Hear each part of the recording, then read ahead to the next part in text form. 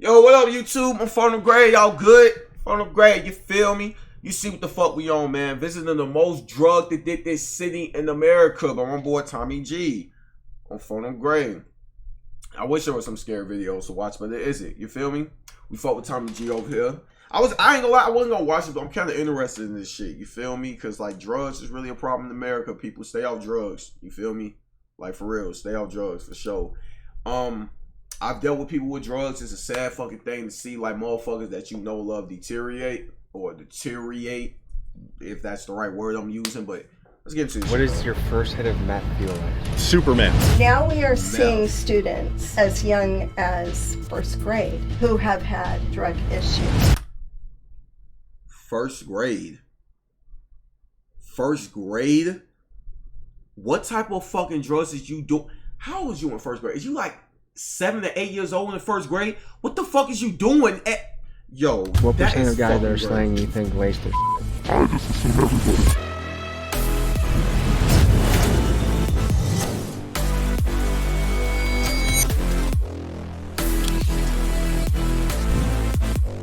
So, this is the most drug addicted city in America. Alright, so what is it? Online it says that obviously it's not Chicago, you feel me? Obviously it's not Chicago, you feel me? How is the most drug addicted city in America? Does that surprise you?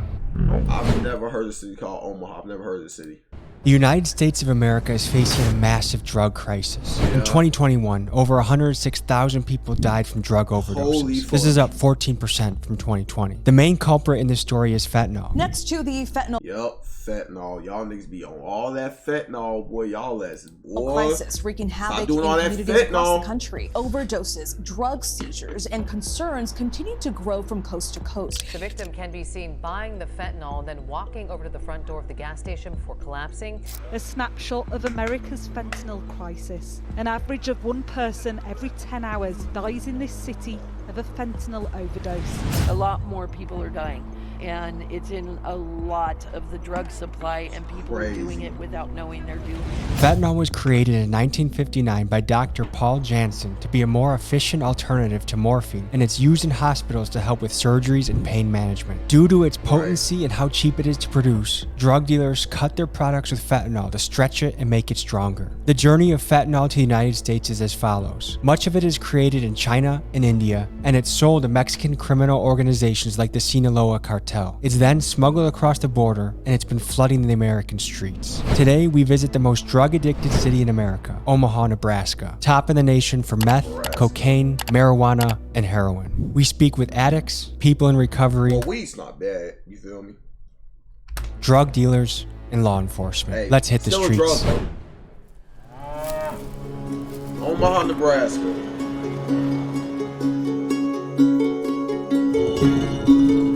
First, we stop at University of Nebraska, Omaha to speak with Coalition RX, a nonprofit dedicated to reducing drug use. Ladies and gentlemen, Carrie. It's nice to meet you. Nice to meet you too. We're seeing big pharma on the streets, and we're seeing a lot of drugs, mainly fentanyl. And the bad thing about fentanyl is just little grams to kill you. If you look at a drug dealer like a business operation, what's in it for them to lace things with fentanyl? It's cheap, and it gives you a good kick of high. It's one of the most dangerous drugs we've ever seen. Stay How on is drugs, fentanyl people. getting Please into don't this do country? drugs. Does anyone know the source, where it comes from, how it gets here? The drugs are being manufactured in China, and they're being sold to the groups like Sinaloa in Mexico, and then trafficking it across the border. Federal agents found 300,000 fentanyl pills and 11 pounds of fentanyl powder. Authorities say the SUV has crossed the U.S.-Mexico border multiple times. Now we are seeing students as young as first grade who How the fuck is you in first grade doing drugs? have had drug issues. Oh, big pharma, in my mind, they are the people that needed to be held accountable. They've been getting off scot-free, if you ask me. My son passed away when he was 18 from an accidental oxycodone overdose right here on this campus, actually.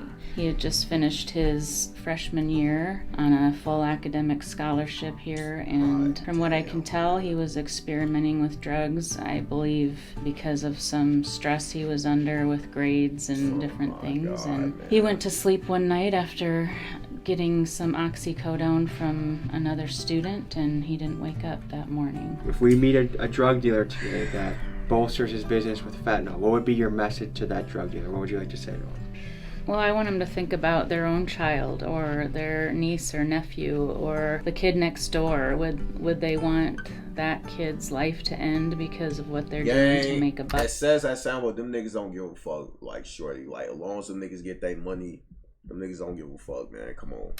They're killing people's kids. Addiction is giving up everything for one thing, but recovery is giving up one thing for everything. How many people in this room has either had a family member or know of someone that is overdosed in their circle? Me. Yeah. Since there's fentanyl in a lot of things, you can carry naloxone. So what you do is you put it into your nasal cavity. I don't have the test. I put this up their nose. You put this part, and then you just push down, and it will spray. Corporal Crane was equipped with the nasal spray Narcan, a prescription medicine that rapidly... Oh, I seen this. This nigga overdosed on that shit because he didn't do it. It's just he got smell of that shit. And this nigga just overdosed. Versus the effects of an overdose. Thanks, you guys. Take care. Next, we head to speak to a former drug dealer that can give us insights on how narcotics are moving through this area. Former drug So we're heading to a trap house in Omaha, talk to a dealer, get inside their head. Tell me about the drug scene in Omaha. It's pretty active right now. I mean, when you hit us up saying that there's an epidemic bubble, I honestly thought to myself, I was like, well shit, the drugs have always really been here. One of the big things right now is meth, a lot of overdoses. Does that make you nervous being in the game? This made me a little nervous, not gonna lie, because nobody really understands what they're doing nowadays, you know what I mean? What do you view as the impact of fentanyl coming into the game? It's honestly a travesty because it just kills people. So what percent of guys that are slaying you think lace their shit? I just assume everybody, because at the end of the day, when they get it, they themselves sometimes don't know if it's been stepped on or cut or anything, you know what I mean? Tell me about the journey of how drugs get to America and how Omaha is a central point of that. The way I understand it is just because we're on I-80, Interstate 80, everything gotta come and go through here at some point in time. That's why, like Nebraska, they call it the gauntlet, because we make so many drug busts on the interstate. Have you ever felt bad for a customer? At the end of the day, people are grown, it's their own responsibility to handle their shit, you know what I'm saying? You gotta do the drugs, not let the drugs do you, whatever it is you're doing. What made you decide to get into the game? I did it out of necessity, like out of survival, because I lost my job, a lot of different things were going on, I got in trouble with the law, and I was just trying to figure myself out. And what kind of things went down in this house that we're at? This place, man, everything used to go down here. Literally everything. Meth, coke, crack, weed, everything. Like, I got out in 2019. I went away before it ever even got raided. What was your childhood like? That was pretty regular. Yeah. Do your parents know what you've been up to? Do they know everything? No, but my mom, I love my mom, so she has an idea. Does it surprise you to hear that Omaha is the most drug-addicted city in the country? It kind of does. Big Pharma, what role do you think they play in this whole game? I think they play a big role in it, because a lot of the stuff that people are exposed to wasn't around before them. If you came face to face with a mother of someone that has died from drug overdose, what would you say to her? Sorry for your loss. I mean, the person makes their own choice at the end of the day. Nobody forced them to do that. I feel sorry for them. Is there like a code on the streets, like most dealers won't deal to kids, or do you know of any guys that'll sell to a 5th grader or a 6th grader? I think if anybody got the money, anybody will serve it. I'm gonna be honest with you. If you could retire from this profession, what would you get into? I'd like to do what you're doing. Aww.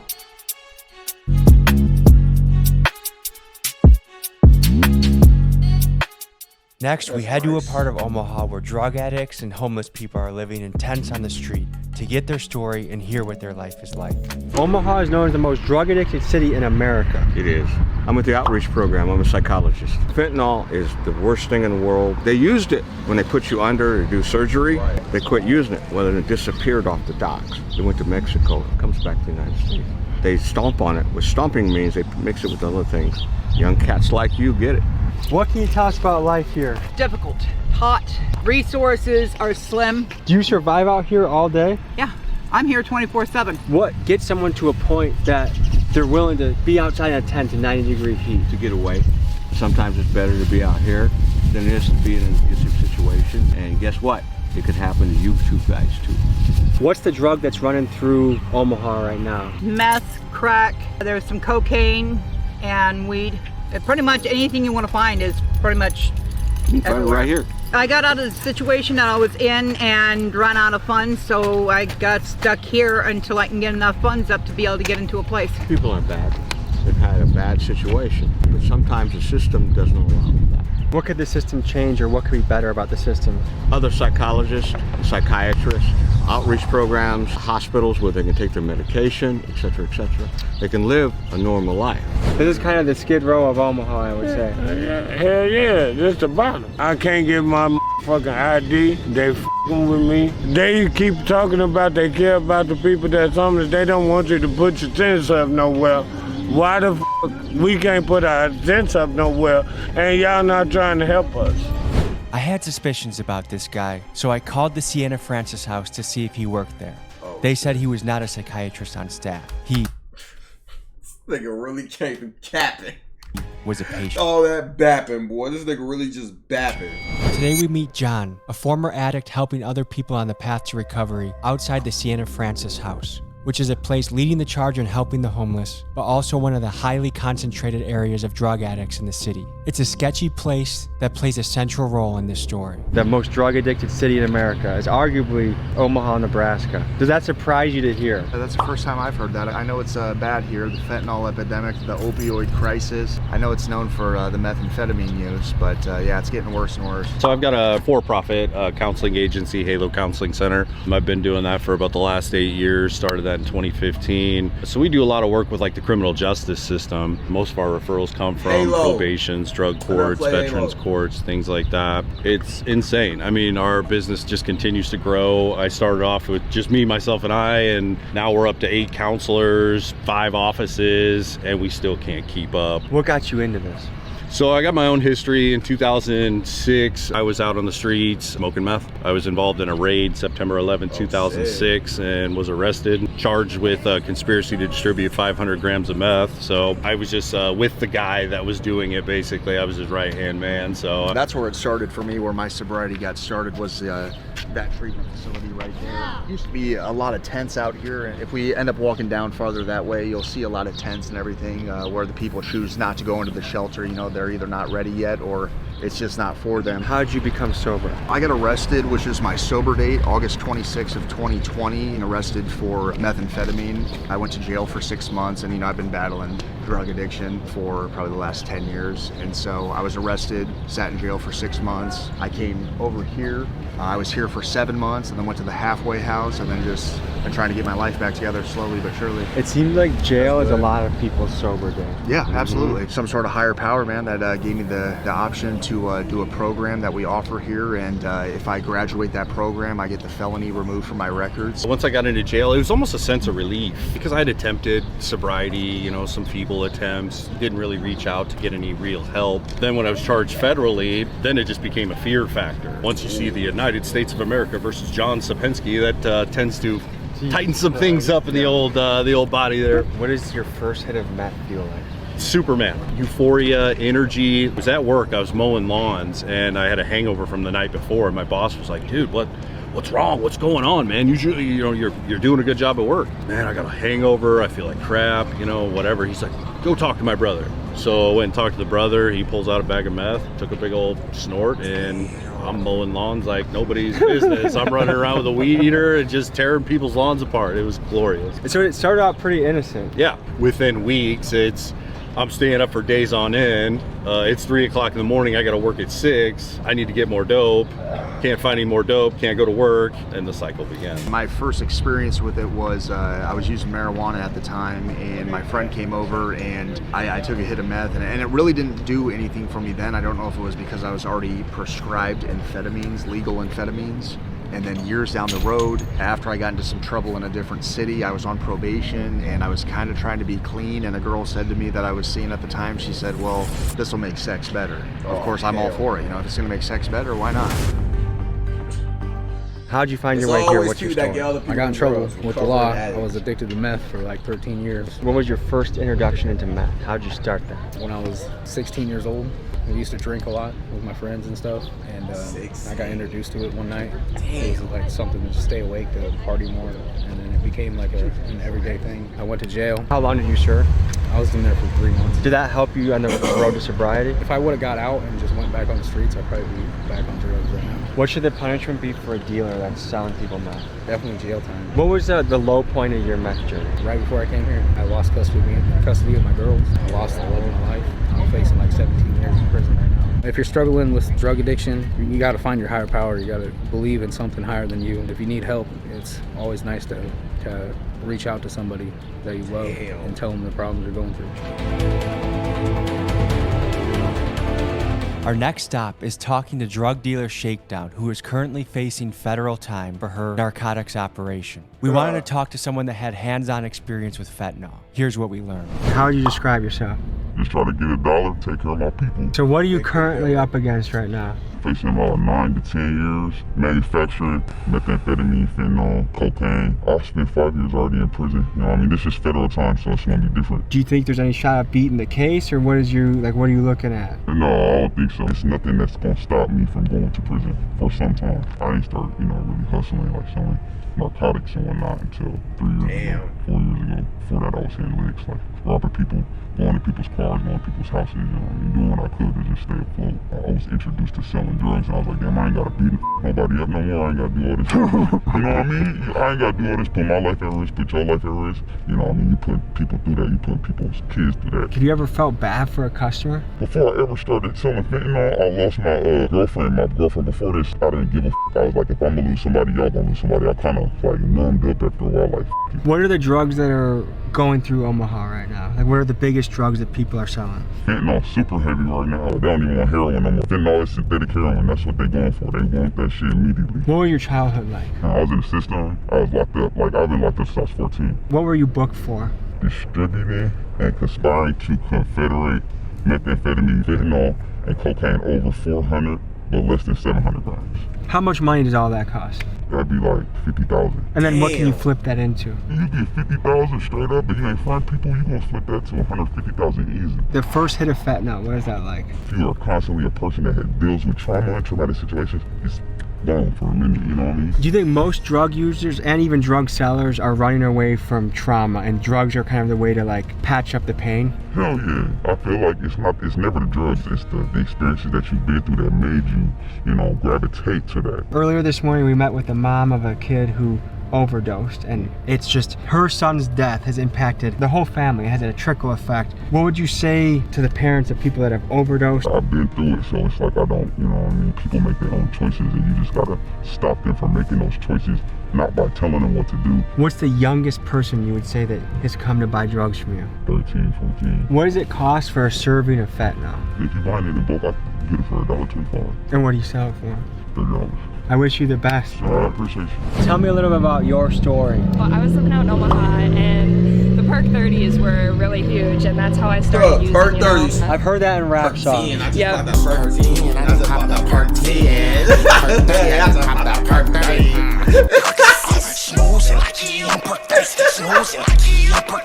Everyone talks about the Perk 30s. They glamorize using the Perk 30s. Yeah, all in raps, boy. I think personally the most glamorized drug in rap in rap history. Literally, fuck all this other shit. Perks and X are like the most glamorized drugs in rap. It's just perks. It damn it makes you want to take that motherfucker. Laced with fentanyl, super addictive. A lot of it is the chemical dependency in your body. It's not so much you wanting to get high anymore, it's your body physically needs it. My drug addiction really took everything from me. Because I guess that's pretty much how drugs work, people. It's like, it's the point it's not even the point you need to get high more. It's just your body gets dependent on it. So even if you want to stop, it can't, because it's like your body, it needs it. It can't survive without Number one thing on my mind all the time. It's like your whole getting body high chemistry and changed, boy. How long have you been clean for? I've been clean for 70 days. What is your plan to make sure you don't fall back? Those withdrawals, man, when I went through withdrawals and treatment, it felt like I was on my deathbed, you know? Couldn't sleep, I couldn't eat, I was throwing up, and that's a big reason why I feel like I can't go back, is just because I know the hold that it'll have on my life. I was spending $500 a week on my drug habit. What was rock bottom for you? I was staying in someone else's house, no money, selling my own things on Facebook, so that way I had money to get high, and even then I was maybe using one time a day and I was still really sick. Addiction doesn't discriminate, you know? People think that it's only low-class people who get addicted to drugs, but honestly, anyone can get addicted to drugs. Right, that's the thing, people. Y'all motherfuckers be thinking, only homeless people were just local. No, people. It be motherfuckers that be living in the burbs or rich as hell that's come up good childhood, everything, just regular ass life and get addicted to drugs. They try shit one time, they just addicted. Look at these rappers that be on all these pills. They rich as hell, rich as fuck, but they be on all these fucking pills and shit and addicted. Lean and all that shit, folks. I was very fortunate growing up. When I was finally on my own, I met a man who kind of veered my life in a different direction, and I chose to take that path. I can't imagine what it's like doing your job in this area. What is it like? You get used to it. I mean, that's what you signed up for, right? What would you do to help a city like this? I really don't have an answer for you. I guess you can either invest money into the incarceration side, or you can invest money into the rehabilitation side. So you gotta go for rehabilitation, right? Yeah. I mean, you want to help people as best you can. You don't want to incarcerate them for life. What percent of the calls you would say you have to answer to are drug related? Probably more than half. We appreciate what you're doing and thank you. Yeah, you all take care, all right?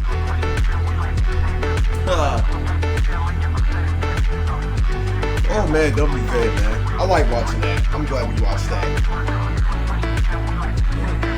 I'm glad we watched that, man. Folks, hope you enjoyed this episode. You want to watch another?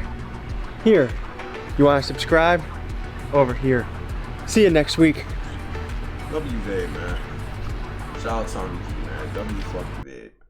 W fucking vid. Shout out Tommy G. Shout out Tommy G. Chat, but like I said though, it's crazy because chat, I done dealt with people in my life, in my family and stuff that was like on drugs and shit, folk. Chat, it's crazy as hell, man. It's sad, you feel me? Stay off drugs, kids. Stay off drugs. The shit fuck you up.